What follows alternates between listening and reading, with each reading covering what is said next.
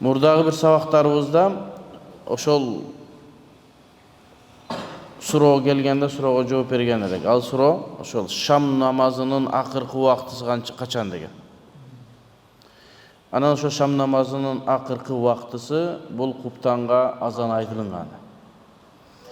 Эми ошол астында эми талкуу. Бул адамды укпаш керек. Биз андай деп билбейбиз. Шам намазынын убактысы аз гана убакыт. Антип айтылган туура эмес. Адамдарга таң каласың, субханалла. Өзүн биринчи сүйлөрдөн мурда таразага салыш керек да. Мен ушул маселеде сүйлөгөнгө акым барбы жокпу деген биринчи маселе. Экинчиден биринчи такташ керек, ошол тактап чыгып, анан бул китептерди карап чыгып, анан ошондон кийин анан муну айтканы туура эмес, муну китептерде мындай десе, биз ал айткан сөзүдөн кайтканга өтө даяр адамбыз бизчи. Эми көбүнчө ошону жанагы биздин мазхабты карманбагандар ушул немен кылды, себеби ар бир нерседен бир кылдан кыйкым издегендер бар экен да. Эми ошону жөн эле таштап коелук, макул, жанагы ар бир эле үргөн итке таш уруп берсек, убактыбыз жок десек, адамдарга күмөндү таштап коет экен, ал ушул күмөн менен адамдар мүмкүн биздин сабагыбыздан же болбосо бизден пайдалануудан алысташы мүмкүн экен да. Күмөн деген ушундай нерсе экен, өткөндө айтканбыз, күмөндү таштап койгондон кийин ал жеңил экен күмөнчү. Буну укпаш керек, мындай кылбаш керек, бул адашып атат деп коет, адамдар ошондой экен деп. Билесиңерби? Кино чыкса, бир жакшы кино чыкса, адамдар комментарийди биринчи карайт экен. Кинону көрбөстөн мурда. Түгүндөгү жазгандар отзыв дейби? Ошол кандай? Сонун кино экен, бул кинодон аябай пайдаланды, адамдар көрөт экен. Бул кино же болбогон кино экен десе, ошол кинону көрбөйт экен. Адамдардын деңгээли ошондой экен. Демек, ошол биз сүйлөгөндөн кийин адамдар эгерде ошо комментарийни окуган болсо, ошол жерде кээ бир адам 10 аккаунт ачып алып деле жаза бериши мүмкүн да. Эми бул нерсе улана берет, себеби илим бар жерде дайыма жахилдик согушуп келет аны менен, илимсиздик. Анан көрө албастык анын досу болот, анан хасат анын бир тууганы болот, ушундай дайыма жанында жүрөт. Эми ошол өткөнгү сабактарыбызда айтканбыз, эгерде бир олуттуу бир ушундай бир маселе болуп калса, мен ошол нерсеге токтолуп өтөм, себеби адамдарга бир туура эмес пикир кетпесин. Биздин максатыбыз адамдарга туура пикир жеткизүү, Ханафи мазхабын туура жеткизүү. Анан биздин ошо Ханафи мазхабы канчалык өнүккөн сайын, Ханафи мазхабы канчалык күчтүү экендигин айтып баштаганыбыздан, анан башка агымдардын карманган жол туура эмес дегенден мындай көргөзүп баштаганда, адамдар тынчсызданып, 10 адам ар бири 20дан аккаунт ачса деле ошондой бир нерселерди жазганга аракет кылып. Бирок ошону карап көрсөм, аз эле адамдар ошондой жазган, бирок ошентсе деле адамдардын арасында бир эмне түшүнбөчүлүк бар.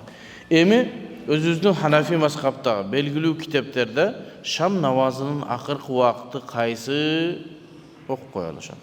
Иншалла сиздердин жүрөгүңүздөрдөн да ошол нерсе кетсин. Биринчи колубуздагы китеп бул Хидая китеби. Хидая имам Маргинанидин китеби Ханафи мазхабтагы муътамад китептерден. Өзү бул Хидая Бидаятул Муптади деген китептин муктасардын эмнеси шархы. Негизи биз эътимад кылып биз таяна турган китептер бул муктасар, муътамад муктасар китептер. Ошо Бидаятул Муптади, Кудури, Канзуд Дакаиq булар менен этибарга алынган Ханафи мазхабтагы эң таяна турган китептер. Бирок кээ бир шархтар бар, ошол матындарда эле эмне кылабыз? Этимад кылабыз, анын матындарда эле колдонобуз. Анын ичиндеги сөздөр ушунчалык анча-мынча гайры муътамад эмес сөздөр болуп калышы мүмкүн, себеби адам заты жазган китепте Аллах Тааланын китебинде гана эмне кемчилик жок, калган китептерде анча-мынча кемчилик болушу мүмкүн. Бирок жалпысынан этибарга алынган китеп. Ошол шархтардын бирөөсү Ал-Хидая. Өзү шарх болсо дагы, өзү шарх экинчи орунда турган китеп, биринчи матын. Экинчи орунда шарх болсо дагы бул биринчи орунга чыккан китептерден. Жана андан башка дагы 3 китеп бар. Ал-Кафи Абул Баракат Насафидин Вафи деген китепке берген шархы дагы матындарда этимад кылынат. Анан Мабсут китеби Хаким Шахиддин Ал-Кафи деген китебине шархланган имам Сарахсидин Мабсут китеби. Anan al-Bada'i'u as-Sana'i' İmam Kasani'din, İmam Samarqandi'din matnına bergen şakım. O kitaplar başka kitaplar şu kitaplarga oң qarab oң dollat. Başka kitaplar nese dese, Hidayada mında dese başka kitaplar şu qarab oң dollat. Hidaya kitabında avval vaqtil maghrib. Maghrib başkaça aytkanda Şam namazının en obolku vaqtısı kaçan dese İza garabatiş şemsu. Gün battı, Şam namazının birinci vaqtısı geldi. İza garabatiş şems. Gün battı birinci vaqtısı. Ve ahir vaqtiha.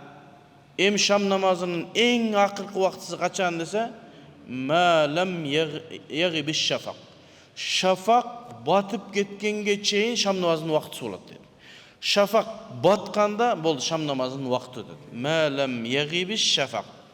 Şafaqты düşündürür. Şafaq degen nerse Abu Hanife rahmetullahi aleyhi menen iki şakirti Abu Yusuf Muhammed'in ortasında talaş var. Oşogo İmam Marginani thumma şafaq. O şafaq degen emne huvel bayad şunday bir aktık, jarıktık ellezî fil ufuq gorizonttogu ba'dal humrati gün batkandan kızaratqı kızargandan keyingi gelgen aktık oşonu şafaq dep aytat eken. Hada inde Abi Hanife rahmetullahi aleyhi bul İmam Abu Hanife'nin pikirinde. Ve qala Abu Yusuf rahmetullahi aleyhi menen Muhammed rahimahullahu ta'ala ne deydi? Huvel humra. Şafaq degen oşo kızıl özü oşo. Kızıl joğoldu, boldu. Şam namazının vaqtı bitti. Şafaqты bildik mi? Demek İmam Marginani ve ahir vaqtiha Şam'dın en akırkı vaqtısı ma lam yagibiş şafaq. Jana şafaq batıp ketpese de boldu şom ne? Şam'dın vaqtısı var. Sebebi bizde bir gana bağımdatın vaqtısı var. Kalgan vaqt namazların bardığın vaqtısı birinci namaz bütköndön keyin ekinci namazın vaqtısı giredi. Peşin namazı boldu, peşin namazı bütkönde asır namazı vaqtısı başlandı. Asır namazının vaqtısı bütkönde şamdık başlandı. Oşonda ele şamdıkı da bütköndön kuptandık başlandı. Şamdan keyin özünçe bir vaqt yok. Bilmeyim janagı qaysı kitaptan okugan ne degen düşünüp Şam namazından keyin hiçbir alımlar bizde bir vaqt var. Andan keyin birazdan keyin kuptan giret degen bir söz yok. Şamdın vaqtısı büttü, boldu. Andan keyin kuptanın vaqtısı girer. Biroq mustahab vaqt var. Mustahab vaqt degen nese Şamdın birinci vaqtısında okuş mustahab.